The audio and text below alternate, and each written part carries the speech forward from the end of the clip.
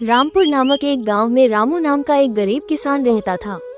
रामू मेहनती था, परंतु उसके पास बहुत थोड़ी सी जमीन थी। उस जमीन से जितनी फसल होती वो उसके परिवार का पेट भरने के लिए भी मुश्किल से ही पूरी पड़ती थी। उसकी गरीबी और मेहनत को देखकर गांव के लोग कहते, रामू, इतनी मेहनत का क्या फायदा? तुम्हारा भाग्य ही खराब है जो तुम इतना परिश्रम करने के बावजूद भी गरीब हो। ये सुनकर रामू थोड़ा उदास हो जाता, पर फिर भी वो मेहनत करना नहीं छोड़ता। एक दिन गांव में एक साधु आए।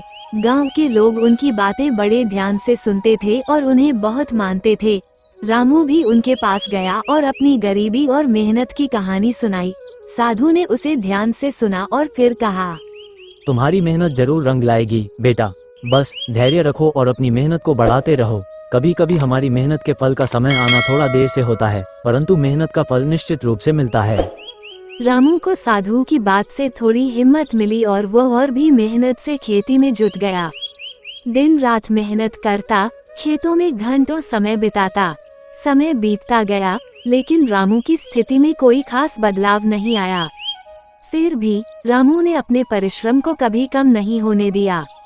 एक दिन जब रामू अपने खेत में हल चला रहा था, तभी अचानक हल किसी कठोर चीज से टकराया।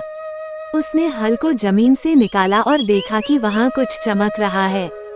उसने मिट्टी को हटाया तो एक पुरानी धातु की हांडी निकली।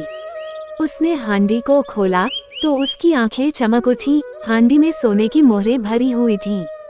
रामू को अपने भाग्य पर यकीन नहीं हो रहा था। उसने साधु बाबा की बात को याद किया कि मेहनत का फल अवश्य मिलता है। रामू ने उन सोने की मोहरों से थोड़ी जमीन और खरीदी और बेहतर बीज और साधन जुटाए। अब उसकी फसल बहुत अच्छी होने लगी और कुछ ही सालों में वह एक समृद्ध किसान बन गया। उसकी मेहनत और भाग्य ने मिलकर उसका जीवन बदल दिया। इस घटना के बाद गांव के लोग भी उसकी तारीफ करने लगे और कहने लगे, देखो, मेहनत का फल मिलता ही है, बस धैर्य रखना जरूरी है। रामू ने अपनी मेहनत और धैर्य से सिद्ध कर दिया कि सच्ची लगन और परिश्रम से किस्मत भी हमारे साथ चलने लगती है। अगर आप सारे लोग इसी तरह का वीडियो देखना चाहते हैं तो मेरा चैनल को सब्सक्राइब और शेयर करना ना भूलें।